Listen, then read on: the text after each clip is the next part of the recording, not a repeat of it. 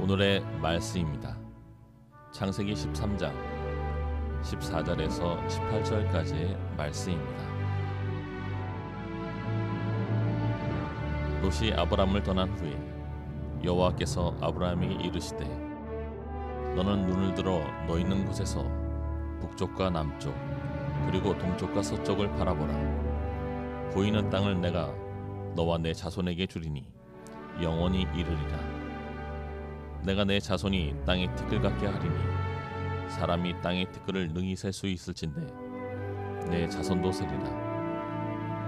너는 일어나 그 땅을 종과 횡으로 두루다녀 보라. 내가 그것을 내게 주리라. 이에 아브라함이 장막을 옮겨 헤브론에 있는 마므레 상수리 숲에 이르러 거주하며 거기서 여호와를 위하여 제단을 쌓았더라. 오늘도 가물어 메마른 땅 그 어떤 비 소식도 들리지 않는 우리의 심령에 오늘도 은혜의 단비를 내리시는 하나님의 놀라운 축복이 있어지기를 주님의 이름으로 축복합니다. 오늘은 믿음의 선택입니다 라고 하는 제목으로 하나님의 말씀 전하도록 하겠습니다. 오늘 우리는 우리의 영혼을 좌우할 선택의 문제에 대해서 함께 생각해 보려고 합니다. 우리는 계속해서 믿음의 여정에 대하여 우리가 믿음으로 살아가는 믿음의 삶에 대해서 나누고 있는데요. 오늘 말씀은 믿음의 여정 가운데 우리가 반드시 만나게 되어지는 그 다음 스텝입니다. 그것은 우리가 모든 상황과 사건 가운데 어떤 선택을 하게 되어지는데 이 선택은 단지 우연의 결과가 아니라 우리의 믿음과 상관이 있다라는 것이죠. 이 선택이 어떠한 선택이냐에 따라서 그 결과는 전혀 다른 내용으로 연출되어질 것입니다. 같은 시간과 같은 공간 안에 있었다라고 같은 결과를 맞이하게 되어지는 것이 아니라는 것이죠. 우리는 때때로 내게 선택의 여지가 없었다라고 하는 말을 합니다. 내 상황과 내 환경과 내 가진 자원 때문에 어쩔 수 없었다라는 이야기를 하는 것이죠. 제자 가운데 한 청년의 어머니가 지방에 소문난 내림 무당이었습니다. 그 형제의 누나는 무당이 되었고요. 그 형제는 선교사 훈련을 마치고 이제 파송되어진 선교사입니다. 같은 환경, 같은 가정 안에서도 전혀 다른 선택을 만들어냅니다. 한 자녀는 운명의 굴레를 탓하며 무당의 길을 걸었고요. 다른 자녀는 내 과거와 상황의 모든 굴레를 벗어던지고 거룩한 것을 사모하고 거룩한 길을 향한 믿음의 선택이 있었다라는 것입니다. 이처럼 우리의 환경과 조건, 그 모든 상황과 전혀 다른 선택과 결과를 만들어내는 믿음의 증인들이 이 땅에는 참으로 많이 있습니다. 그러므로 내게는 다른 선택의 여지가 없었다, 내게는 어찌할 도리가 없었다라고 이야기할 것이 아니라 그 어쩔 수 없는 그러한 자리에서도 내가 어떠하여야 하는 것은 바로 우리에게 허락하신 선택의 은혜인 것을 우리는 기억해야 하는 것이죠. 그러므로 믿음이라고 하는 것은 하나님께서 우리에게 값없이 주신 놀라운 축복의 부르심이지만 이제 그 부르심 입은 저희들이 살아가야 할 믿음의 내용은 우리의 선택을 통하여 풍성하고 아름답게 가꾸어질 수 있는 것입니다. 세상에서 예수 그리스도를 가장 잘 따를 수 있는 환경 가운데 있었던 사람들이 누구였겠습니까? 예수 그리스도를 세상에서 가장 잘 따를 수 있는 환경 가운데 있었던 사람들은 바로 예수님과 3년 넘는 시간을 동고동락했던 예수님의 제자들이었겠죠. 그러므로 오늘 이 자리에 있는 저와 여러분의 시선에서 예수님의 제자들은 참으로 복을 많이 받은 사람들입니다. 우리는 단 한 번 예수님을 만나기만 해도, 단 하루를 예수님과 보내기만 해도 더 이상 소원이 없을 것 같은데, 우리의 삶은 완전히 변할 것 같은데, 그렇다면 여러분, 예수님과 3년 넘게 그렇게 풍성한 교제 가운데 있었던 제자들의 선택이 어떠한가를 말씀 가운데 한번 기억해 보시죠. 그들의 선택은 예수님과 항상 언제나 함께 동행하는 환경 가운데 있었기 때문에 언제나 거룩하고 언제나 아름다운 선택이었습니까? 그렇다면 여러분, 베드로는 어떠하였죠? 그리고 가룟 유다의 마지막 선택은 어떠하였습니까? 오늘 본문의 말씀은 그저 과거의 족장 시대에 벌어졌던 땅 분배에 대한 이야기가 아닙니다. 오늘 본문의 말씀은 우리에게 오늘도 변함없이 적용되어질 수 있는 이 선택의 원리, 믿음의 원리에 대하여 우리에게 말씀하여 주시는 것이죠. 특별히 이 선택의 원리를 삶에 적용할 수 있도록 믿음의 사람을 통하여 그들이 만나게 되어지는 선택과 선택의 결과에 대하여 주님께서는 차근히 우리에게 풀어주십니다. 여기는 두 사람이 등장하는데 먼저 한 사람을 통하여 우리가 살펴야 하는 믿음의 원리가 무엇인지, 선택의 원리가 무엇인지 살펴보도록 하겠습니다. 그 사람의 이름은 바로 아브라함의 조카였던 롯입니다. 오늘은 말씀드린 대로 롯의 선택의 과정을 통하여 우리가 걸어가는 믿음의 여정 가운데 하나님께서 친히 가르쳐 주시는 그 선택의 원리를 함께 추적해 보겠습니다. 먼저 우리가 함께 읽었던 10절 말씀의 앞부분 보도록 하시죠. 제가 읽어드립니다. 이에 롯이 눈을 들어 요단 지역을 바라본즉, 여기서 가장 중요한 핵심이 되어지는 단어, 동사는 바라본즉, 바라보다라고 하는 단어입니다. 이 단어는 히브리어로 와야르라고 하는 단어인데요. 근데 여러분, 이 보다라고 하는 단어의 의미를 우리가 좀 더 세밀하게 살필 필요가 있습니다. 우리가 흔히 말하길 보다라고 하는 단어와 보고 싶다라고 하는 단어를 이야기하는데 말의 어근은 동일하고 또한 같은 표현처럼 보여지지만 본다라고 하는 단어와 보고 싶다라고 하는 단어는 전혀 다른 의미의 단어입니다. 우리가 흔히 말하는 본다라고 하는 단어는 여러분 아시는 대로 나의 시력을 통하여 어떠한 대상을 바라보는 시각 작용을 말하는 것이죠. 그러나 보고 싶다라고 하는 것은 우리가 어떠한 대상을 바라보는 시각 작용에 내 마음의 소원이 함께 담겨지는 것입니다. 그러므로 본다라고 하는 단어와 보고 싶다라고 하는 단어는 매우 유사하게 들려지지만 그 말의 의미는 완전히 다른 의미를 갖게 되어지는 것이죠. 물론 좋은 예가 되어질 수는 없습니다. 좋은 말은 아니지만 10대들이나 젊은 청년들이 종종 사용하는 말들 중에 아이 눈 버렸다라고 하는 표현 쓰잖아요. 그게 어떠한 의미입니까? 보기 싫다라고 하는 것을 의미하는 거예요. 그러니까 보기 싫은 것이 내 마음에 담겨졌을 때 우리는 그것을 눈 버렸다라고 하는 표현으로 속되게 표현하기도 하는 것입니다. 반대로 보고 싶다라고 하는 것은 무엇이에요? 내 눈길이 가는 곳에 내 마음의 소원과 내 마음의 바램, 내 마음의 열정이 함께 담겨져 있다라는 것이죠. 그러므로 이러한 의미에서 생각할 때 본다라고 하는 것은 그냥 보는 행위를 말하는 것이지만 보고 싶다라고 하는 말은 다른 말로 바꾸어 보면 사랑한다라고 하는 말로 바꾸어 볼 수 있는 것입니다. 이렇게 우리가 어떠한 소망을 가지고 어떠한 대상을 바라보게 되어질 때, 다시 말하면 열렬히 보고 싶어 할 때, 열렬히 사랑하게 되어질 때의 특징이 하나 있습니다. 무엇입니까? 우리가 어떠한 대상을 향하여 내 마음에 가득 채우고 그 대상을 사랑하여 바라보고 싶을 그때에는 다른 것이 내 눈에 들어오지 않는다라는 것이죠. 그러므로 오늘 본문의 말씀에 10절 말씀에 바라본즉이라고 하는 단어를 그냥 보다라고 하는 단어의 시각작용으로만 해석하면 이해가 잘 되지 않는 것입니다. 롯의 마음의 흐름을 우리가 놓치게 되어지는 것이죠. 롯이 지금 눈을 들어 바라보고 있는 그곳, 이 와야르라고 하는 단어에는 롯의 마음이 흘러가는 방향을 우리에게 정확하게 보여주고 있습니다. 그리고 그의 마음의 소원이 무엇인지를 우리에게 비추어주고 있는 것이죠. 그러므로 오늘 바라본즉이라고 하는 단어, 바라보다라고 하는 단어는 우리말식으로 바꿔보면 보고 싶다라고 하는 말로 바꿔보면 의미는 좀 더 분명해진다라고 생각합니다. 가수 김범수 씨의 보고 싶다라고 하는 대중 가요가 있습니다. 가요이긴 하지만 제가 지금까지 설명드린 보고 싶다라고 하는 말의 의미를 정확하게 밝혀준다라고 생각해요. 보고 싶다, 이런 내 자신이 미워질 만큼, 이러면 안 되지만 죽을 만큼 보고 싶다. 여러분, 이런 것이 보고 싶은 것이죠.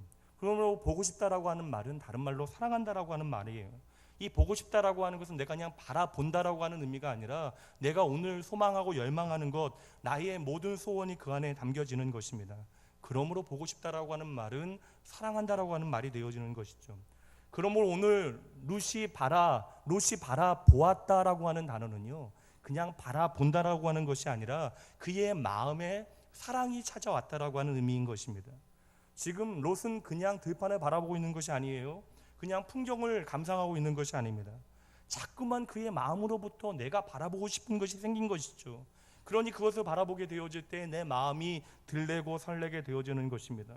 그렇게 내 마음에 가득 찬 것을 내가 바라보고 싶어하고 바라보게 되어지니 무엇이라고 이야기해요? 성경은 정확하게 그의 마음을 말로 표현해냅니다. 그 땅이 뭐라고요? 아름다운 하나님의 동산 에덴과 같다라고 그가 이야기하게 되어진 것이죠.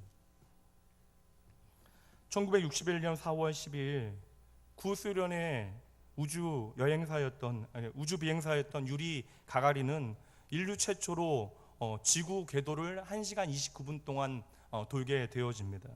그리고 유명한 두 마디를 남기게 되어지죠. 하나는 지구가 푸르다라고 하는 말이었고, 두 번째는 우주 어디에도 하나님은 없었다라고 하는 말이었습니다. 그리고 그 다음에 1962년 2월 20일에 미국도 유인 우주선을 발사하는 데 성공하게 되었죠. 그리고 미국 최초로 지구 궤도를 돌고 온 우주인이 바로 존 글렌입니다. 그가 한 말은 이러합니다. 지구는 말대로 푸르고 아름다웠습니다. 그리고 그 지구 위에나 우주 어디 공간 모든 곳에 과연 하나님은 존재하셨습니다. 잘 보세요. 똑같은 장소에 똑같은 환경 가운데 있음에도 불구하고 한 사람은 하나님이 없었다라고 이야기하고 한 사람은 그곳에 하나님이 계시다라고 말하고 있다라는 것이죠. 그러므로 여러분, 오늘 우리가 바라본다라고 하는 것은 단순히 우리의 어떠한 시각적 작용을 이야기하는 것이 아닙니다. 내 시력이 2.0이 되어진다라고 우리가 더 많은 것들을 제대로 볼 수 있는 것이 아니라는 것이죠. 그러므로 오늘 내가 바라보는 것에는 나의 가치관과 나의 세계관, 나의 신념과 나의 소원과 열망이 모두 함께 담겨져서 우리는 무언가를 보게 되어지는 것입니다. 다시 말해, 오늘 내 마음에 가득 채워진 것, 우리는 그 마음의 눈으로 이 세상을 바라보게 되어지는 것이죠. 시편 23편 말씀에 시편 기자는 사망의 음침한 골짜기에 서 있다라고 이야기합니다. 보통은 사망의 음침한 골짜기에 서 있게 되어지면 그 기자가 말하는 대로 나를 둘러싸고 있는 적들이나 눈앞에 닥쳐온 사망의 그늘이 내게 보여지는 것이 마땅합니다. 그런데 그 시편의 기자였던 다윗은 무엇이라고 내가 보는 것을 이야기합니까? 지금 나와 변함없이 함께 하시는 그 사망의 음침한 골짜기에서 나를 인도하시는 선한 목자 되신 하나님을 그가 본다라고 고백하는 것이죠. 여러분, 이 땅에 많은 사람들이 자신의 인생의 과정 가운데 사망의 음침한 골짜기를 걷게 되어지는 순간들이 있습니다. 다시 말씀드리면 사망의 음침한 골짜기를 걸어가는 사람들은 오늘도 많이 있다는 것이죠. 그러나 그 사망의 음침한 골짜기에서 나의 눈으로 하나님을 믿음으로 바라보는 사람들은 많지 않습니다. 오직 그 마음에 하나님으로 가득 찬 사람, 그 마음이 오직 그러므로 하나님만을 향하는 사람만이 그 사망의 그늘 가운데서도 빛 되신 하나님, 나의 선한 목자 되신 하나님을 믿음의 눈으로 바라볼 수 있는 줄 믿으시기 바랍니다.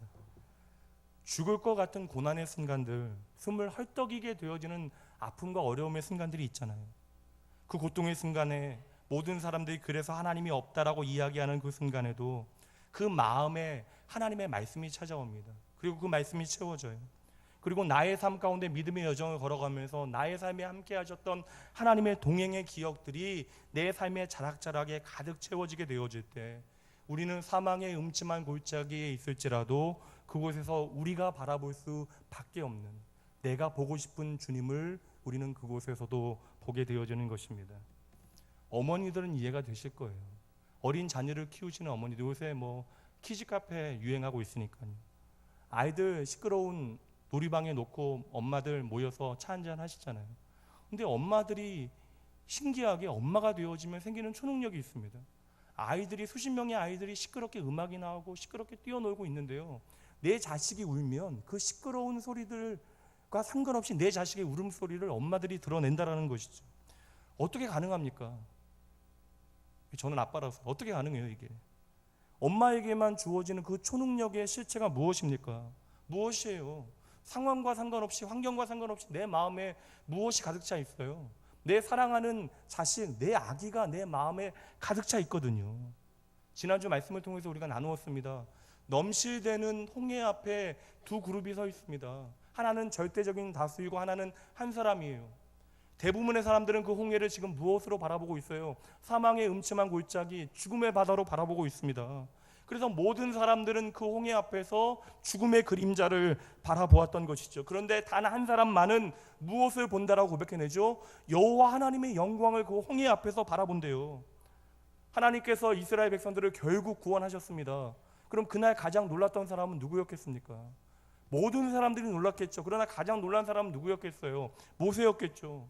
여러분 잘 보셔야 됩니다. 어떠한 일이 일어났을 때 그것을 기뻐하고 감사하는 사람은요, 그것을 기대하고 그것을 주목하고 그리하여 내 마음에 가득 담고 그것을 기대하며 바라보았던 사람이 가장 기뻐하고 가장 감사할 수 있게 되어지는 것이죠.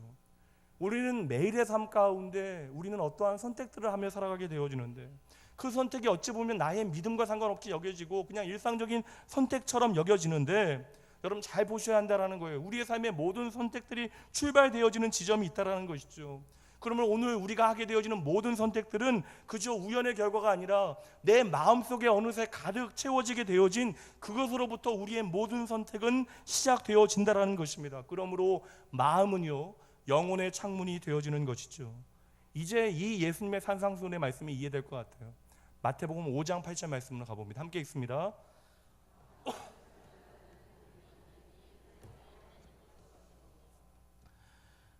우리는요, 오늘 내 마음에 가득 찬 것으로 외부의 사건들과 대상들을 바라보게 되어진다라고 말씀드렸습니다. 그렇다면 방금 전에 읽은 마음이 청결한 자는 복이 있다, 그들이 하나님을 보게 되어질 것이기 때문이다 라고 하는 예수님의 말씀은 어떠한 의미입니까? 여러분, 내 마음이 이 땅으로 가득 찼던 내 마음이 이 땅의 것들이 조금씩 비워지고 깨끗하게 되어져서 하나님으로 비로소 채워지게 되어질 때 우리는 하나님 아버지를, 그분의 나라를 선명하게 바라보게 되어진다라는 거예요. 오늘 말씀대로 설명하게 되어지면 내 마음이 하나님으로 가득 채워져서 하나님을 보고 싶어하면, 그래서 하나님을 사랑하게 되어지면 우리는 하나님을 볼 수 있게 되어진다라는 것이죠. 잠언이 전하는 우리의 인생의 중요한 지혜에 대한 말씀 한 구절 보도록 합니다. 잠언 4장 20절에서 23절인데요. 앞부분은 제가 읽습니다. 내 아들아, 내 말에 주의하며 내가 말하는 것에 내 귀를 기울이라. 그것을 내 눈에서 떠나게 하지 말며 내 마음속에 지키라. 그것을 얻는 자에게 생명이 되며 그의 온 육체의 건강이 됨이니라. 핵심은 이제 이것입니다. 함께 읽습니다. 모든 지킬 만한 것 중에 더욱 내 마음을 지키라. 생명의 근원이 이에서 남이니라. 아멘. 지난주에도 제가 믿음의 원리를 설명드렸습니다. 하나님의 말씀을 통하여 우리의 삶에 닥쳐온 기근을 보면, 여러분 믿음의 사람도 기근을 만나게 되어진다는 거예요. 다시 말씀드리면 믿음으로 우리의 삶을 살아가기 시작하면 이 땅 가운데 영적 전쟁이 시작되어지고 우리는 기근처럼 보여지는 삶의 형편들을 만나게 되어질 때가 있다라는 것입니다. 근데 우리가 하나님의 말씀을 통해, 내게 찾아온 하나님의 말씀을 통하여 기근을 바라보게 되어지면 이 기근 또한 하나님의 축복이 되어지고 하나님께서 나와 함께 하심, 그 동행하심을 우리가 믿음으로 바라보게 되어지면 기근조차도 하나님이 인도하시는 길이 되어짐을 반드시 믿으시기 바랍니다. 오늘 롯이 갈망하며 그의 마음에 가득 담아 그 마음으로 바라보게 되어지니 어떠한 땅이 사랑스럽다라고 이야기합니까? 여러분, 소돔 땅이 사랑스럽다라고 이야기하잖아요. 그러니 여러분, 하나님께서는 악으로 가득 찬 땅이라고 말씀하신 그 땅을 향하여 롯이 무엇이라고 이야기합니까? 이 땅이 참으로 아름답구나, 이 땅이 꼭 하나님의 동산 같구나. 그의 마음에 그럴 때는 이 땅의 것들이 가득 채워지게 되어지니, 그의 가득 채워진 것으로 소돔을 바라볼 때에 그가 무엇이라고 거짓된 신앙 고백을 합니까? 그 하나님이 악하다 바라보시는 그 땅을 향하여 이 땅이 참으로 아름다운 하나님의 땅이구나라고 그가 이야기했던 것이죠. 이것은 하나님의 비전을 보여주고 있는 것이 아니라 지금 그의 마음에 채워진 그의 마음의 소원을 거짓된 신앙 고백의 형태로 바꾸어낸 것이죠. 롯이 지금 그 마음에 갈망하며 그 땅을 마음에 담고 바라보게 되어지니 그 악한 땅도 너무나 사랑스러운 거예요. 그러니 그 땅을 바라보며 그 땅이 하나님의 땅이라고, 하나님의 동산과 같다라고 이야기하는 것입니다. 죄악의 땅이 그토록 아름다웠던 이유, 하나님을 완전히 떠나버린 그 땅이 하나님의 나라처럼 보여졌던 그 까닭이 무엇이에요? 다른 것 아닙니다. 그의 마음으로부터 시작되어졌다는 것이죠. 그리고 어느새 그의 마음 가운데 채워진 그것으로, 그 소원으로 그는 그것을 선택하게 되어진 것입니다. 지난주 말씀드렸지만요, 지금 아브라함과 롯이 물질적인 축복을 받은 것처럼 보여지지만 이 물질적 축복을 통하여 가정이 깨어지는 일들이 벌어지고 있는 것입니다. 그러므로 여러분, 내게 주어진 모든 자원들이 하나님의 은혜임을 기억하고 감사하는 일은 중요한 것이지만 이 물질이 우리의 마지막 초점이 되어지면 안 된다는 것이에요. 이것이 우리의 마지막이 되어지면 언제나 이것을 통하여 이 땅의 모든 것들을 우리는 잘못 바라보고 그것들을 잘못 담고 잘못된 형태로 신앙 고백하게 되어지기 때문에 그러한 것이죠. 여러분 기억하셔야 됩니다. 다른 것 아니에요. 오늘 말씀은 우리에게 보여주는 것이 단순합니다. 우리의 마음에 가득 채워진 것으로 우리는 무언가를 바라보게 되어지고 그 마음의 소원을 가지고 우리는 선택을 하게 되어진다는 것이죠. 이것이 오늘 성경을 통하여 한 믿음의 사람의 삶에 있어서 잘못되어진 선택을 통해 나타나게 되어지는 선택의 원리를 우리에게 말씀해 주시는 것입니다. 그러므로 오늘 우리가 이 말씀을 접하며 우리가 기억해야 하는 것은요, 다른 것이 아니에요. 당장 오늘 내 마음에 가득 채워져 있는 것이 무엇인지를 말씀을 통하여 점검해 내야 하는 것이죠. 롯에게 지금 보고 싶다, 죽을 만큼 보고 싶다 노래하게 되어지는 대상이 무엇이에요? 그 대상이 하나님과 하나님의 나라, 하나님의 영광이어야 되는데 롯이 지금 보고 싶다, 내가 죽을 만큼 보고 싶다라고 이야기하는 대상이 누구입니까? 바로 소돔이 되어졌던 것이죠. 그러니 그의 마음에 가득 찬 것으로 그의 마음으로 소돔을 바라보게 되어지니 그 소돔 땅이 하나님의 동산처럼 비추어졌던 것이죠. 이처럼 내가 이 땅 가운데 더 많은 것을 갖고 싶다라고 하는 욕망이 전부가 되어져 버리자 그 욕망이 가득 찬 마음을 통하여 소돔을 바라보고 그가 그 소돔을 선택하게 되어졌던 것입니다. 그런데 여러분 아십니까? 이 모든 선택의 권한은 원래 롯의 것이 아니에요. 이 선택의 권한은 삼촌이었던 아브라함에게 있었던 것입니다. 아브라함이 족장이었잖아요. 그리고 모든 재산이 아브라함의 것이었고 롯이 많은 것을 누리게 되어진 것도 아브라함으로부터 받았기 때문에 가능한 일입니다. 게다가 그 땅은 하나님께서 아브라함에게 주신 땅이니 모든 선택의 첫 번째 우선권은 아브라함에게 있는 것이죠. 그런데 아브라함은 이유는 모르겠으나 물론 여러분 마지막에서 살피게 되어질 것입니다. 아브라함은 그럼에도 불구하고 그 모든 선택의 기득권을 포기하게 되어집니다. 그렇다면 여러분 인간적인 도리로 설명드립니다. 롯이 지금껏 자기를 아버지와 같이 돌보아 주었던 그 아브라함을 생각할 때 삼촌을 위해서 단 한 번 정도는 선택을 양보해야죠. 그리고 그 선택을 아브라함에게 맡겨 놓아야죠. 그런데 롯은요, 눈 한번 질끈 감고 아브라함을 바라보지 아니하고 소돔을 선택하게 되어져요. 왜요? 그 마음에 아브라함과 다른 것들이 채워질 만한 공간이 없는 거예요. 그 마음의 갈망과 가득 찬 욕망 때문에 그는 바라보아야 할 것을 지금 바라보지 못하고 있는 것입니다. 여러분 오늘 말씀을 통해서 그러니 제대로 보셔야 하는 것이죠. 오늘 우리가 행하는 모든 선택의 문제는요, 단순히 우연의 결과가 아니라는 것입니다. 말씀드린 대로 우리의 마음에 가득 차 있는 그 어떤 대상에 의해서 우리의 보는 것이 어느새 조금씩 달라지기 시작하고 결국 그것 때문에 우리의 모든 선택들이 달라진다는 것입니다. 예전에도 한번 나눈 적이 있는데 제가 브라질에 한번 다녀온 적이 있어요. 오래전 일이긴 한데 상파울로 지역의 도시빈민 어린이 의료사역의 코디네이터로 다녀왔습니다. 1차 사역이 2주간의 기간이었는데 2주간의 일정을 마치고요, 그 지원하는 뒤에서 이렇게 백업 지원했던 선교사님과 선교사님이 심호하셨던 교회가 있는데 교인들이 음식을 선교팀을 위해서 음식을 준비해 주셨습니다. 이게 아주 정성스럽게 한국 음식들을 준비해 주신 거예요. 2주 동안 도시빈민 사역을 하니 여러분 먹는 것도 눈치가 보입니다. 잘 먹기도 힘들잖아요. 게다가 입맛에 맞지 않는 음식들을 먹어야 했습니다. 그런데 2주 만에 이제 선교 이제 중심 센터로 내려오게 되어져서 이제 맛있는 식사를 보게 되는 거죠. 13년이 넘었는데 기억이 나요. 반찬들이 비빔밥도 있었고요, 제육볶음, 불고기, 잡채. 제가 잡채 좋아하거든요. 그러니까 음식 자체가 감동이에요. 그러니까 사람이 얼마나 환경에 금방 영향을 받냐면 그렇게 잘 먹고 사는 그 의사 선생님들도 2주 정도 음식을 잘 못 먹으니까 내려오시니까 그 음식이 너무나 감동이 되어지는 것이죠. 함께 감사하는 기도를 드리고 감사하는 마음으로 식사를 시작했는데 제 옆에 건너 있었던 사입대 중반에 내과 의사 선생님 한 분이 갑자기 눈물을 뚝뚝 흘리시는 거예요. 그리고 그 옆에 있는 분들이 전염된 듯이 한두 번씩 눈물을 흘리기 시작합니다. 감격할 만하죠. 2주 만에 그렇게 맛있는 한국 음식을 먹게 되어졌는데. 여러분 아니에요. 2주 동안 함께 하였던 아이들 때문에 그런 것입니다. 제가 봤던 아이들 중에 지금도 제 마음에 남아있던 아이가 2-3살 때부터 그냥 쓰레기장을 뒤져요. 그러다가 한 아이는요, 못을 밟게 되어지고 그 치료를 받지 못해서 다리를 절단한 5살짜리 아이를 제가 봤습니다. 그리고 많은 아이들이 그 버려진 쓰레기들을 주워 먹어요. 그리고 그냥 통조림 하나, 이렇게 남겨진 통조림 하나, 썩은 거잖아요. 그것으로 끼니를 때우는 아이들이 이미 마음에 채워져 버린 것이죠. 그러니 여러분 눈앞에 있는 맛난 음식들이 보이지 않는 것입니다. 이제 몸은 아이들을 떠나왔지만 여전히 마음은 아이들에게 가 있었던 것이죠. 맛있는 밥을 보면서도 그 밥을 먹지 못하는 아이들이 그래서 생각이 난 것입니다. 여러분, 오늘 우리가 무엇을 보고 있습니까? 오늘 내가 보고 있는 것은요, 그리고 내가 생각하고 말하는 것은 이미 여러분의 마음 안에 있는 것이라는 것이죠. 그리고 여러분의 마음이 바라보고 있는 그것으로 여러분은 선택하며 살아가는 것입니다. 그러므로 내 눈에 영혼이 보여지기 시작하는 사람은요, 이미 내 마음에 하나님의 마음으로 가득 채워진 사람인 것입니다.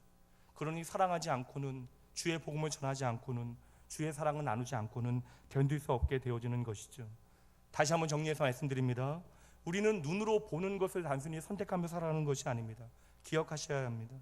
우리는 내 마음에 가득 채워진 그것을 바라보고 그것들을 선택하며 살아가고 있습니다. 그러므로 선택의 문제는 참으로 중요한 것이고, 무엇보다 우리가 무엇을 선택하느냐의 문제보다 오늘 내 마음에 가득 차 있는 그것이 무엇인지를 우리는 말씀과 하나님 앞에 정직함으로, 신실함으로 점검하여야 하는 것이죠. 두 번째 원리로 가봅니다. 선택은 그렇게 내가 하는 것이에요. 그런데 내가 선택한 이후로는 그 선택한 것들이 나를 이끌고 간다는 것입니다. 그러니까 내가 선택하여 주도권을 가지고 계속 그 선택을 이끌고 가는 것이 아니라, 우리가 무언가를 선택하게 되어지면 그 선택의 결과가 도리어 우리를 이끌고 가게 되어진다는 것이죠. 어느 날 다윗 왕에게 불면증이 생겼습니다. 예전에 전장을 누빌 그때에는 머리만 대면 바로 잠자리에 들었는데, 요사이는 그 전쟁을 요압 장군에게 맡길 정도로 여유가 생겼어요. 근데 여유가 생겼는데 도리어 잠이 오지 않는 것입니다. 그렇게 잠이 오지 않은 다윗이 그 궁전의 옥상에 올라가서, 루프탑에 올라가서 이리저리 다니기 시작합니다. 그러다가 멀리서 야밤에 달빛에 목욕하고 있었던 한 여인을 바라보게 되어져요. 궁전에서 바라보니까 멀리 있는 여인이었겠죠. 강가에서 목욕했던 그 여인. 사실 다윗이 달빛에 비친 아름다운 여자를 계속해서 바라본다는 것은 쉬운 일이 아니에요. 멀리 있는 그 여인이 아름답게 보여졌으니 얼마나 주목하여 보았겠습니까? 근데 사실 여러분, 누구나 눈에 담기는 것을 볼 수는 있잖아요. 시각작용으로 담기는 것은 볼 수 있습니다. 다윗은 그 순간에 그것을 지나갈 수 있었다라는 것이죠. 지나감을 선택할 수 있었다라는 것입니다. 그건 선택이잖아요. 근데 다윗은 주목하여 그녀를 보기 시작했고, 그녀를 마음에 담기 시작했고, 그래서 그녀를 선택하게 되어집니다. 확인해 보니까 남의 아내예요. 그리고 자신에게는 남의 아내를 빼앗을 만한 왕권이라고 하는 힘이 있었습니다. 그 이후의 독보석과 같은 밤의 사연에 대해서는 생략하도록 할게요. 참으로 비참한 이야기가 펼쳐집니다. 다윗은 잠이 안 오던 그날 밤에 스스로 한 가지 선택을 했는데, 그 이후로 그 선택이 그의 삶을 오롯이 끌고 가기 시작했다는 것이죠. 그 선택이 다윗 개인의 삶뿐만 아니라 그의 가정을 완전히 뒤흔들어 버리게 되어졌던 것입니다. 어디까지 다윗이 끌려가게 되어져요. 자신을 사랑하였던, 충신이었던 그 한 사람을 죽이는 그곳까지 다윗이 끌려갔다는 것이죠. 하나님의 사람이었던 다윗이. 그리고 자신의 가정만 깨진 것이 아니라 다른 사람의 가정, 한 민족이 하나님 앞에 범죄하는 일까지 가게 되어졌던 것입니다. 여러분, 이상하죠? 내가 선택한 것 같은데 이후로는 그 선택을 내가 주관하는 것이 아니라 때로는 많은 경우에 그 선택이 나를 주장하고 끌고 다니는 것입니다. 그래서 하나님께서는 믿음의 길을 걷는 저와 여러분에게 허다한 죄들이 우리를 얽어매지 아니하도록 그 죄의 무게에 대하여 항상 우리에게 말씀해 주시는 것이고, 언제나 우리의 마음을 지킬 것을 요구하고 계시는 것입니다. 여러분, 이것이 성경이 말하는 선택의 두 번째 원리예요. 롯은요, 내 마음에 가득 채워진 것으로 바라보고 그것을 선택했습니다. 그 다음은 그런데 어떻게 해요? 어떠합니까? 여러분 말씀 보시면 아시잖아요. 그 다음으로부터 소돔을 선택한 것이 욥의 삶 전체를 끌고 나가기 시작합니다. 말씀 뒤에 보면요, 어느 날 롯의 가정에 하나님의 사자들이 방문합니다. 근데 준수한 남자의 모습으로 하나님의 사자들이 방문해요. 여기도 의도가 있을 것입니다. 그리고 소돔에 사는 이웃 사람들이, 준수한 남자들이 롯의 집에 들어가는 것을 보고 그 집문을 두드리기 시작해요. 그리고 말합니다. 그들을 우리에게 내어주라. 그리고 말합니다. 우리가 그들과 상관하여야 하겠다. 이것은 동성 간의 성적인 관계를 의미하는 표현이에요. 정말로 여러분, 이곳이 하나님의 동산과 같은 곳입니까? 소돔은 어떠한 곳이었어요? 롯이 보기에 하나님의 동산처럼 보였지만 롯의 마음에 있었던 욕망은 무엇이었습니까? 내가 가진 재산을 강화할 수 있는 것들이 소돔에 있었다라는 것이죠. 당장 자신의 소와 양떼를 먹이기 좋은 경제적인 유익을 보장해 주는 땅이 바로 소돔이었다라는 것입니다. 실제로 그 땅이 어떠한 땅이었는가는 그에게 중요한 것이 아니었다라는 것이죠. 그래서 그럼에도 롯은 자신의 집에 찾아온 사람들에게 자신의 집에 이렇게 온 이웃 사람들에게 하나님의 사자들을 내주지 않아요. 나의 손님이니 그럴 수 없다라는 것이죠. 이 말씀이 이어지는 이유는요, 롯에 대처하는 방법에 대한 이야기 때문일 거라고 생각을 합니다. 그러자 이웃 사람들이 그냥 돌아간 것이 아니라 그 요구가 갈수록 거세지기만 해요. 위협하기 시작합니다. 그래서 롯이 마지막 내놓은 대안이 무엇이었습니까? 이것이었죠. 내 집에는 아직 남자를 알지 못하는 딸들이 있습니다. 이 사람들 대신 그 두 딸을 당신들에게 드리겠습니다. 여러분, 이 사건을 단지 비정한 아비의 그러한 그릇된 부정으로 보기에는 한계가 있어요. 그리고 문화 상황적인 그러한 관점에서 측면에서 해석할 말씀도 절대 아닙니다. 이 말씀의 핵심은 무엇이냐면요, 롯이요, 하나님의 백성이라서는 롯이 이방인들에게 자신의 딸들을 넘겨주려고 했다라는 것이죠. 그만큼 어느 순간에 롯의 삶의 가치가 변했다라는 것입니다. 롯이 소돔에서 살다 보니까 자신이 선택한 소돔의 방식을 나도 모르는 사이에 따르게 되어졌다는 것이죠. 롯은 그저 한 가지를 선택한 것 같은데 이후로 소돔의 땅의 모든 문화와 가치와 세계관이 그의 삶을 좌지우지하게 되어졌던 것입니다. 바로 여기서 다음 스텝, 마지막 세 번째 선택의 원리로 넘어가게 되어지는데요, 내가 선택했는데 그 선택한 것에 의하여 나의 미래와 또한 나의 영원이 결정되어질 수도 있다라는 것이죠. 여러분, 오늘 우리가 선택하는 것은 지극히 작은 문제일 수도 있어요. 그러나 여러분, 그 작은 선택이 나의 미래와 상관이 있는 것입니다. 그리고 나의 이 선택이 단순히 미래와만 상관이 있는 것이 아니에요. 어떠한 선택은요, 단순히 나의 미래와 상관이 있는 것을 뛰어넘어서 나의 영혼의 문제와 상관이 있는 문제라고 성경은 말씀하고 있는 것입니다. 예수님께서 십자가에 달리셨어요. 그 양옆으로는 여러분 잘 아시는 대로 두 사람이 함께 달렸죠. 이 두 사람의 삶의 이야기는 거의 비슷할 것입니다. 배경이 비슷해요. 강도였죠. 죽음에 이를 만한 죄의 대가를 그들은 십자가에서 치르게 되어진 것입니다. 두 강도는 동일한 삶의 환경을 가지고 있었지만 단 한 가지가 달랐다라는 것이죠. 그들의 마지막 선택이 달랐음을 성경은 정확하게 우리에게 보여줍니다. 한 사람은 끝까지 예수 그리스도를 거부하게 되어지죠. 그리고 다른 한 사람은 예수 그리스도를 인정하고 그를 나의 생명의 주로 선택하게 되어집니다. 바로 그 순간에 침묵하셨던 주님은 그 나를 선택한 그 강도를 향하여 이렇게 말씀하셨죠. 오늘 네가 나와 함께 낙원에 있으리라. 여러분, 무엇이 달라집니까? 그의 마지막 선택을 통하여 그의 영혼이 달라졌던 것이에요. 그러므로 여러분, 우리의 삶의 작은 선택도 작은 것으로 끝나는 것이 아니에요. 이것은 여러분 다 같이 상호 연관되어지는 것인데요, 우리의 선택이라고 하는 것이 결국 우리의 마음 전체를 보여주는 것이기에 이것은 어찌 보면 우리의 믿음의 수준일 수도 있고 우리의 믿음의 체계와 내용을 보여주는 선택일 수 있다는 것이죠. 그러므로 우리가 오늘 무엇을 선택하는 것은 단지 오늘의 선택으로 그치는 것이 아니라 나의 내일, 나의 미래, 심지어 우리의 영혼과도 상관 있는 선택이 되어질 수밖에 없다는 것입니다. 여러분, 정말 롯이 그랬을까요? 롯이 그 마음의 욕망이 가득했던 마음으로 선택했던 소돔 땅에서 그가 어떠한 삶을 살아가게 되어집니까? 결국이요, 그는 자신의 사랑하는 두 딸의 미래가 되어지는 사위들을 다 잃게 되어집니다. 심지어 그뿐만 아니라 나의 삶의 전부가 되어질 수 있는 그의 아내도 잃어버리게 되어졌던 것이죠. 그리고 여러분, 이후로도 그의 가정은요, 소돔을 나오게 되어진 그 이후로도 몸에 익은 그 소돔의 가치와 문화 때문에 그 가정이 깨어지게 되어집니다. 이후로도 근친상간과 폐륜으로 그 가정에 독보석과 같은 그런 어둠의 사연이 가득 채워졌던 것이죠. 성경은요, 참으로 우리가 감당하기 어려운 한 가정의 비극의 이야기를 가감없이 우리에게 비춰주고 있습니다. 그리고 오늘 말씀은요, 정확하게 그 비극은 하나의 작은 선택을 통하여 시작되어지고 있는 것을 우리에게 보여주고 있는 것이죠. 눈앞에 현실만이 나의 전부인 양 그것들을 바라보게 되어질 때 나의 모든 행복은요, 그곳에 있는 것으로만 우리는 생각하게 되어지는 것입니다. 오늘 말씀에 등장하고 있는 한 가정에 시작되어지는 비극이 이러한 선택의 문제라고 하는 사실을 우리가 다시 한번 확인하게 되어지면서 우리는 또 다른 사람을 보게 되어지죠. 그 사람의 이름은 우리가 살피고 있는 믿음의 여정을 걷고 있는 아브라함입니다. 그리고 오늘 우리가 함께 나눈 이 세 가지 믿음의 원리를 가지고 우리의 시선을 아브라함에게 옮겨보도록 하죠. 결혼으로 가는 핵심적인 말씀입니다. 보세요, 여러분, 이러한 일이 벌어지고 있는 상황 가운데 아브라함이 하나님을 다시 찾아오세요. 여러분, 하나님께서 아브라함의 인생 가운데 찾아오시는 장면들은 참으로 중요합니다. 그리고 하나님은 언제나 하나님께서 아브라함을 찾아오실 때마다, 믿음의 사람들을 찾아오실 때마다 말씀으로 그들을 찾아오시는데요, 하나님께서 아브라함에게 찾아오시는 이때가 언제인지 아십니까? 아브라함이 롯에게 말합니다. 네가 동하면 내가 서하고 네가 서하면 내가 동할게. 네가 먼저 선택하렴. 그렇게 이야기했을 때 롯이 뒤돌아보지 아니하고 자신의 마음을 외면한 채로 소돔을 선택하여 떠나간 바로 그때에 그 이후로 즉시로 하나님께서 아브라함을 찾아오셨다는 것이에요. 여러분, 롯의 선택에 대하여, 양보에 대하여 우리가 양보의 차원에서 보시면 안 돼요. 여러분, 단순히 오늘 말씀은요, 가족 간의 헌신이나 사랑에 대한 초점을 우리에게 비춰주는 것이 아닙니다.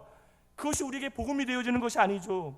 우리가 이렇게 생각하면 아브라함이 정말 어려운 결정을, 헌신을 한 것처럼 우리는 생각하게 되어집니다. 근데 여러분, 믿음의 원리를 통하여 우리가 이 선택의 문제를 바라보게 되어지면 아브라함은 너무나 쉬운 선택과 너무나 쉬운 결정을 하게 되어졌던 것이죠. 이것은 아브라함에게 너무나 어렵지 않은 문제였다는 것입니다. 야, 네가 동하면 내가 서할게, 네가 서하면 내가 동할게.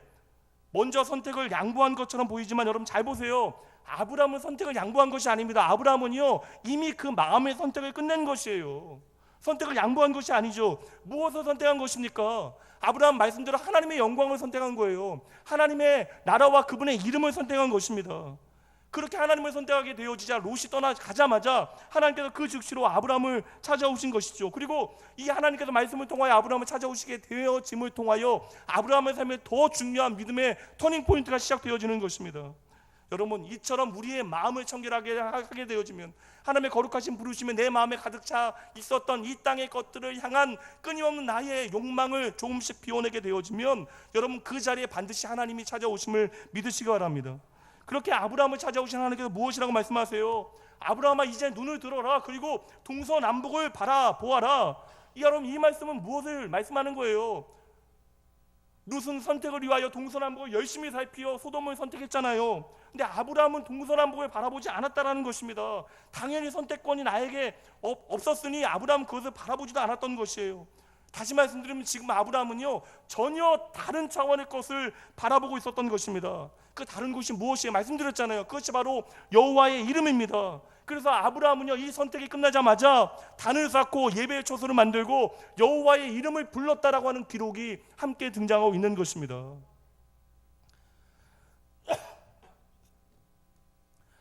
제 딸이 10대의 아이들은 비슷해요. 다 비슷하죠. 제 딸이 저를 향하여 다정한 목소리로 아빠 하고 부르면요, 10중 8구예요. 다음 말이 중요합니다. 그러니까 아빠라고 부른 것은 중요하지 않아요. 어저께도 아빠하고 다정하게 부르길래 왜 그런가 했더니 방탄소년단 앨범 나온다고.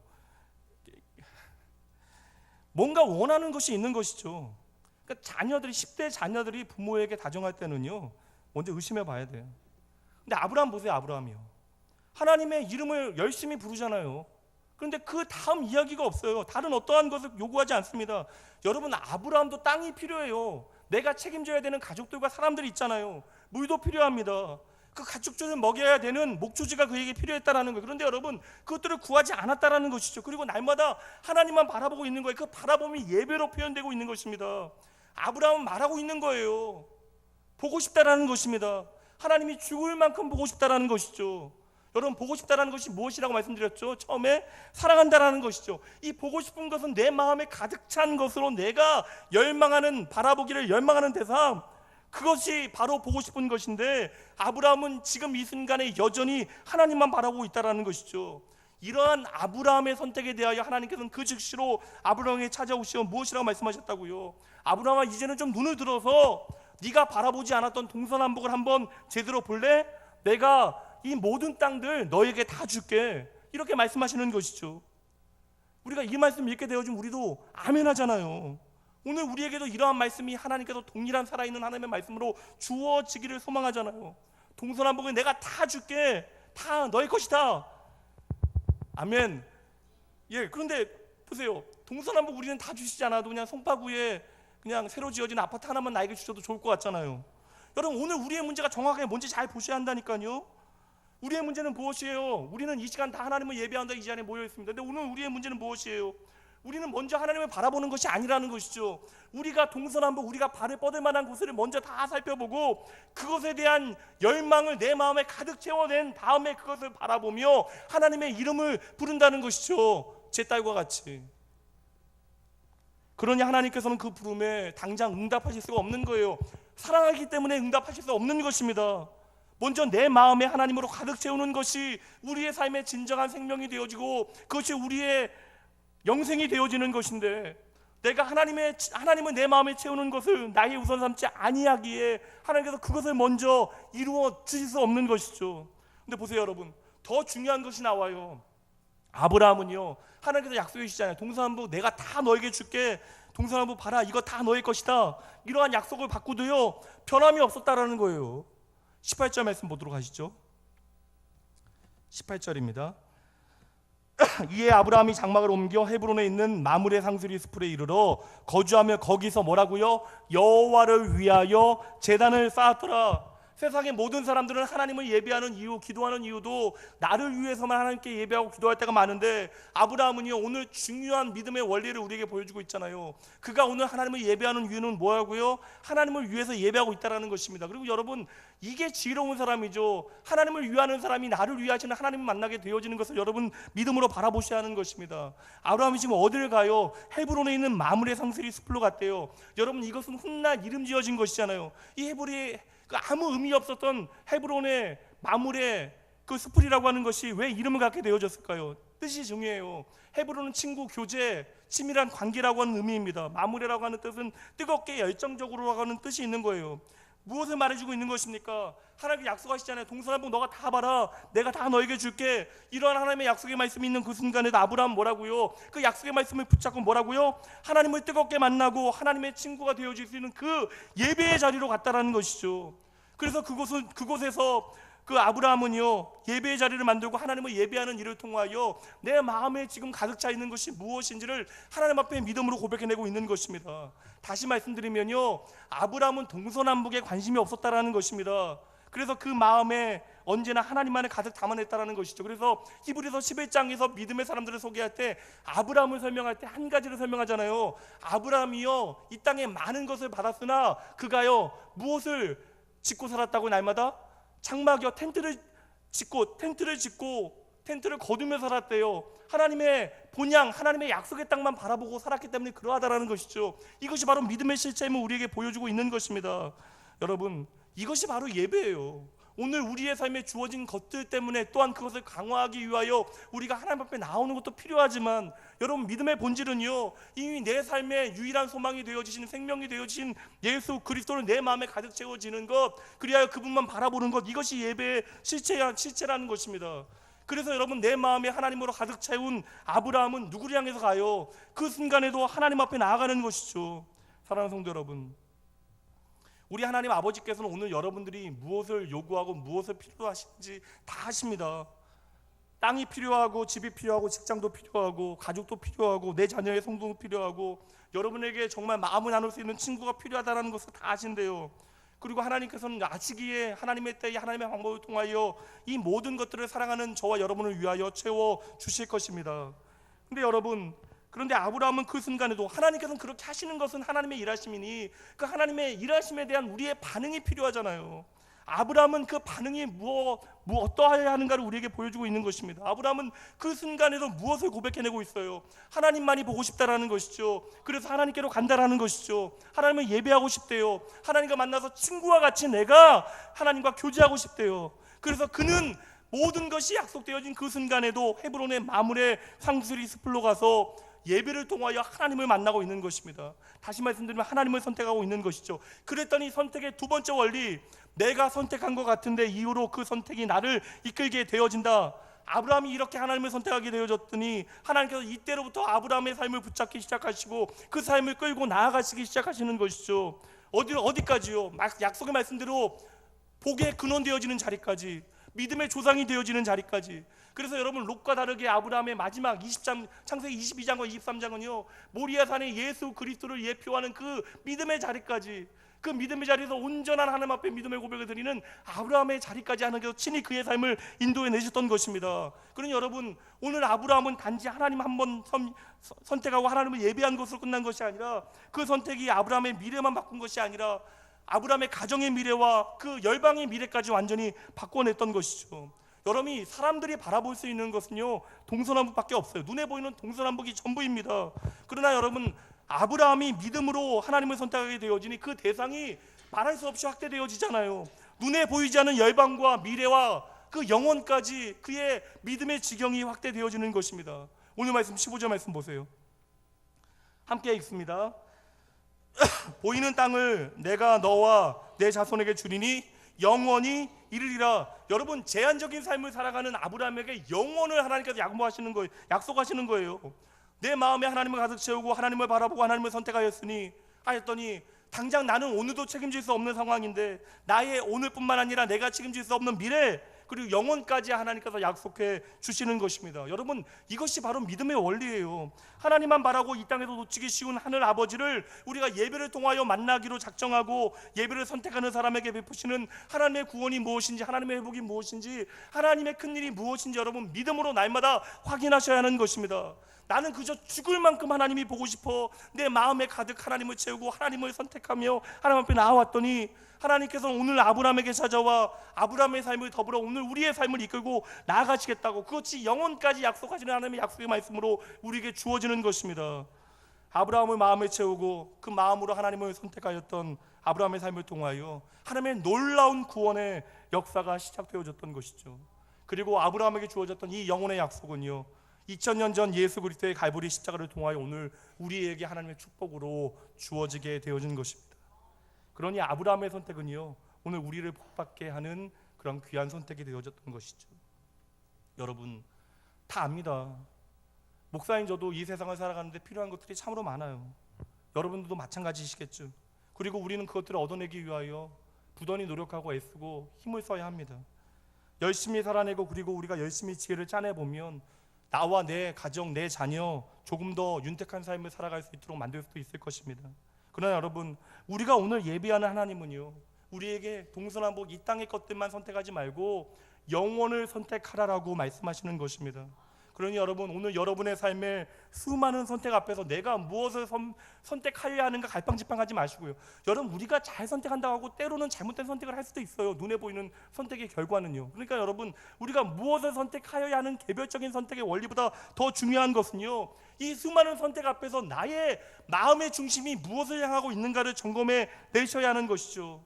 오늘 내 마음 빼앗고 있는 모든 것들이요, 내가 사랑하는 것들, 경제적인 문제, 자녀의 문제, 관계의 문제, 내 가정, 여러분 그 흩어지는 마음 가운데 내 마음의 중심을 진정 잡기 원하신다면 여러분 하나님을 만나실 수 있는, 하나님을 선택할 수 있는 예배의 자리로 열심을 다하여 나가셔야 하는 거예요. 그래야 여러분 내 삶의 모든 선택의 가능성을 하나님 앞에 맡겨 놓아야 하는 것이죠. 그렇다면 우리의 선택은 단순해져요. 하나님만 선택하면 그 다음에 우리의 모든 선택은 하나님께서 영혼까지 인도해 내시겠대요. 그러니 우리는 하나님만 선택하면 되는 것입니다. 때로는 하나님을 선택하는 것이 세상 사람들의 지혜 가운데는요, 어리석게 보일 때가 있어요. 우리가 손해를 보는 것처럼 여겨지는 순간들이 있습니다. 근데 여러분, 하나님을 선택한 그 인생은 하나님께서 돌보시고 챙기신다는 사실을 기억해 내셔야 하는 것이죠. 그리고 이것을 우리가 믿음으로 날마다 확인하게 되어질 때 우리는 믿음의 걸음을 담대히 세상을 향하여 하나님과 함께 걸어갈 수 있게 되어지는 것입니다. 여러분, 날마다 이 하나님을 더욱더 진하게 경험해 내셔야 돼요. 그리고 날마다 여러분의 믿음의 여정 가운데 이 하나님에 대한 경험이 여러분의 삶에 진해질수록 여러분이 살아가는 그 삶의 모든 자리들이 하나님만을 선택하는 예배의 자리가 되어지는 것입니다. 수요일날 목사님께서, 원로 목사님께서 설교하시면서 이렇게 자식 잘 못 먹여서 이렇게 몸이 좀 약하다는 얘기하셨다는데, 아닙니다. 저는 못 먹은 기억이 없어요. 잘 먹었습니다. 이렇게 못 먹은 몸이 아니에요. 그리고 저를 보면 근데 부모님이 목회 때문에 워낙 바쁘셔서 개척교회 목사님이셨더라. 저는 그냥 놀이터에서 놀던 게 공사장에서 놀고 놀이터에서 놀고, 근데 그냥 죽지 않고 살아있고 다치지 않고 살아있는 것도 하나님의 은혜예요. 근데 제가 초등학교 때 어느 날 놀이터에서 놀다가 저학년이었는데 100원짜리 동전 하나를 철봉 밑에서 찾았어요. 지금도 선명합니다. 거의 이제 40년 가까운 기억인데요. 근데 100원짜리 동전 하나 주었는데 당시에 떡볶이가 시장에서 50원, 100원 할 때거든요. 10개에 50원 하고 그럴 때. 그러니까 여러분 100원짜리 주면 하루가 얼마나 행복했겠어요. 그때부터 전 뭐 했겠어요. 전 철봉 밑에 땅바닥만 그냥 보고 다녔어요. 그래서 어느 날 10원 찾으면 조금 행복하고 50원 찾으면 좀 더 행복하고 100원 찾으면 정말 행복하고, 꿈에서도 그런 꿈 꾸더라고요. 막 동전 주는 꿈들. 그러다가 200원짜리 동전 나오면 막 깨요. 그래서 어느 날은 꿈꾸면서 200원짜리 동전 주면 안 되는데 그런 생각하면서 꿈을 계속 꿨던 기억이 있습니다. 여러분, 제 얘기를 드렸지만 사실 크기가 달라서 그렇지 대부분의 인생들은요, 나이가 들어서도 이 땅의 것들만을 찾기 위하여 땅만 보며 그렇게 살아가는 거예요. 그렇게 땅만 보고 땅의 것들만 우리의 마음에 담고 살아가면 결국 우리는요, 이 땅이 전부인 것처럼 이 땅만을 선택하게 되어질 것입니다. 여러분, 오늘 보세요. 하나님의 은혜가 무엇입니까? 오늘 이 시간 저와 여러분이 이 자리에 나와 있는 의미가 무엇입니까? 이 자리에 저와 여러분이 나와 있다는 것은 우리가 더 이상 이 땅만 바라보며 살아가는 사람이 아니라 하늘을 바라보는 하나님 나라의 천국 백성임을 말씀해 주는 것이잖아요. 사랑하는 성도 여러분, 눈을 들어 우리가 동서남북을 잘 바라보기 위하여 우리는 이 자리에 있는 것이 아니라니까요. 하나님께서 필요하시면 여러분, 우리가 부자가 되어지게 하시기도 하시고 우리가 힘을 얻거나 권력을 얻게도 하실 거예요. 여러분, 그러므로 우리가 눈을 들어 동서남북을 바라보고 우리의 것을 강화하기 위하여 우리는 오늘 이 시간 이 자리에 있는 것이 아닙니다. 우리가 이 자리에 있는 이유는요, 우리가 눈을 들어 한 주간 동안 우리가 어쩔 수 없이 이 세상을 바라보며 살았으니 이 시간만큼은 눈을 들어 하늘 아버지를 바라보고 내 마음을 하나님 앞에 청결하게 비워내기 위하여 오늘 우리는 이 시간 이 자리에 함께 모여 있는 것이죠. 여러분, 그렇게 마음을 들여 내 마음을 비워 하나님 선택하고 하나님 바라보신다면 하나님께서는 나의 미래뿐만 아니라 나의 영혼 그리고 나의 가정과 그 모든 열방을 아름답게 책임지시겠대요. 그렇다면 여러분, 우리가 할 일은 다른 것이 아니잖아요. 모든 선택의 순간 가운데 다시 한번 하나님의 말씀 앞으로 돌아가서 여러분의 마음을 잘 점검해 내셔야 하는 것입니다. 그리고 세상으로부터 여러분의 눈을 조금씩 돌려서 여러분 눈을 들어 살아계신 하나님을 믿음으로 바라봐야 하는 것이죠. 그리고 그분을 선택해내야 하는 것이죠. 그것을 예배를 통하여 나의 마음이 하나님께만 있음을 고백해내는 것이 우리가 드려야 하는 믿음의 삶인 것입니다. 그리고 여러분, 그 삶을 여러분의 일주일의 삶 가운데 내 삶을 책임지시는 여호와 하나님을 경험하고 만나는 것이 우리의 믿음의 여정이 되어지는 것이죠. 여러분, 오늘 우리가 선택하여야 하는 하나님이 어떠한 분이신지 아시잖아요. 여러분, 언제나 우리는 우리의 불신앙에 대한 핑계를 말합니다. 우리가 어쩔 수 없었다고, 환경이 어쩔 수 없었다고, 조건이 어쩔 수 없었다고, 나의 부족한 자원 때문에 어쩔 수 없었다라고 우리는 이야기합니다. 그러나 여러분, 예수님께서 십자가 지신 것을 세상 사람들이 뭐라고 이야기해요? 그가 힘이 없고 지금 뭐 아무것도 가진 거 없어서 그에게 선택의 여지가 없다라고 세상 사람들은 이야기하잖아요. 근데 여러분, 예수님께서는 모든 것이 선택의 가능성이고 그의 주권에 달려 있었습니다. 예수님께서 수많은 열려있는 선택의 가능성 가운데 그럼에도 불구하고 그 십자가를 선택하신 것이죠. 그러므로 주님께서는 그 죽음의 순간에도 십자가에서 전혀 저항하지 않으십니다. 왜요? 그 십자가에서 당신께서 죽으심이 바로 우리를 구원하는 하나님의 방법임을 아셨기 때문에 그러한 것이죠. 죄의 삭시 바로 사망이라고 하는 사실을 주님께서는 알고 계셨기 때문에 그러한 거예요. 그래서 주님께서는 그 십자가에서 그 두 주먹을 불끈 움켜쥐지 아니하셨던 것입니다. 도리어 그분께서 십자가에 흘리신 그 모든 피를 통하여 우리의 모든 죄를 덮어내기 원하셨던 것이죠. 그래서 주님께서는 그 십자가에 못 박힘을 선택하신 거예요. 세상 사람들은 주님께서 능력이 없어서 십자가에서 내려오지 못하는 것이라고 조롱합니다. 근데 주님께서 십자가에서 내려오지 못하셨던 이유는 바로 저와 여러분을 사랑하셨기 때문인 것이죠. 사랑하는 성도 여러분, 오늘 나눔의 이야기 가운데 저와 여러분의 마음을 무겁게 하는 게 무엇이에요? 오늘 우리가 만드는 작은 선택이 우리의 내일과 미래를 결정지을 수 있다는 얘기잖아요. 그럼 얼마나 무서운 얘기입니까? 지금까지 저와 여러분은 얼마나 잘못된 많은 선택들을 하며 살아왔어요. 우리는 친구를 잘못 선택했고요, 어쩌면 직업을 잘못 선택했고, 심지어 우리는 스스로 생각하기를 배우자를 잘못 선택했다라고 생각할 수도 있습니다. 우리는 그 잘못된 선택들 앞에서 우리의 인생을 되돌아보면 그래서 이야기하는 것이죠. 그 선택의 순간으로 돌아갈 수 있다면, 그 잘못된 선택들을 바꾸어낼 수 있다면. 근데 여러분, 오늘 말씀이 말하고 있는 것은 다른 것이 아니에요. 우리가 그 모든 선택들을 바꿔낼 수 있다는 것입니다. 다른 건 아니에요. 오늘 우리가 이 시간 한 가지 옳은 선택을 한다면 이 땅에서 우리가 잘못한 1000만 가지 잘못된 선택의 결과를 바꾸어낼 수 있다는 것입니다. 그것은 바로 하나님을, 저와 여러분을 위하여 십자가에 달리신 예수 그리스도를 선택하는 것입니다.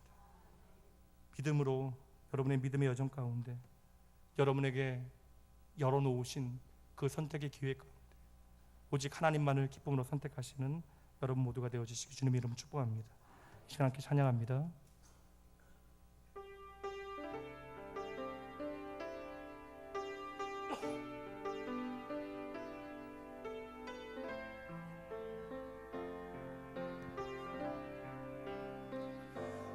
눈을 들어 주를 보라. 주의 영광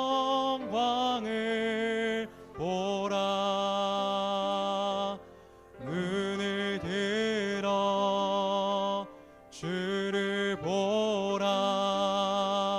주의 영광을 보라. 주는 빛 거룩과 진리 능력에 주의 영광 나타나셨네. 함께 찬양합니다. 선포하라 선하신 주의 인자는 영원함이라. 선포하라 선하신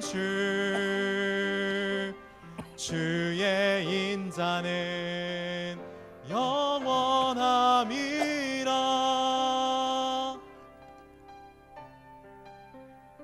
하나님 아버지, 모든 것이 오직 하나님의 은혜입니다. 우리의 끝없는 잘못된 선택에도 불구하고 오늘도 우리에게 다시 한번 기회를 허락하시고 끝없이 나를 받아주시고 끝없이 나를 사랑하시는 아버지 하나님 앞으로 이 시간 나아갑니다. 여전히 우리는 하나님을 선택할 수 있음에도 불구하고 그 하나님을 온전히 선택하지 못하는 우리의 불순종과 믿음 없음을 주님께서는 탓하는 것으로 멈추지 아니하시고 다시 한번 매 순간 우리에게 시작할 수 있는 기회를 허락하심을 믿습니다. 우리에게 다시금 선택의 기회를 허락하시는 아버지 하나님의 사랑과 그 오래 참으심을 이 한 시간 기억하게 하시고, 하나님, 내가 실패할 때, 내가 넘어질 때 그저 낭망하여 그 자리에 엎어져 있는 것이 아니라 다시 일어나 주님 소망하며 내 눈을 들어 하나님 바라보게 하여 주시옵소서. 내가 믿음의 눈을 들어 하나님 아버지 바라보게 되어질 때 우리는 비로소 내가 서야 할 곳과 내가 가야 할 곳과 내가 선택하여야 할 것을 뚜렷하게 알게 되어질 것을 믿습니다. 날마다 믿음을 통하여 하나님의 나라를 바라보게 하시고 하나님의 말씀과 기도를 통하여 아버지 하나님의 뜻을 깨닫게 하시어 하나님 아버지 예배를 통하여 만나게 하여 주시옵소서. 그리하여 우리의 눈을 들어 예수 그리스도의 십자가를 통하여 우리의 삶의 동서남북을 바라보며 하나님의 거룩한 비전과 소망을 꿈꾸는 주의 귀한 백성들 되어질 수 있도록 주여 친히 축복하여 주시옵소서. 이 시간 주님 앞에 머리 숙인 주의 말씀 앞에 헌신과 아버지 결단을 다짐하는 주의 백성들 축복하시어 날마다 그들의 눈을 들어 아버지 하나님 바라보게 하시고 하나님만을 선택하게 하시어 그들의 삶 가운데 하나님의 만지심과 하나님의 일하심을 풍성하게 경험하게 하시옵소서. 오늘 이 시간까지도 변함없이 우리를 기다리시는, 진히 우리의 삶을 인도하시는, 그리하여 우리의 어제와 오늘 우리의 영혼을 책임지시는 예수 그리스도 그 거룩하신 이름으로 간절히 기도합니다. 아멘. 이 시간 함께 봉헌합니다.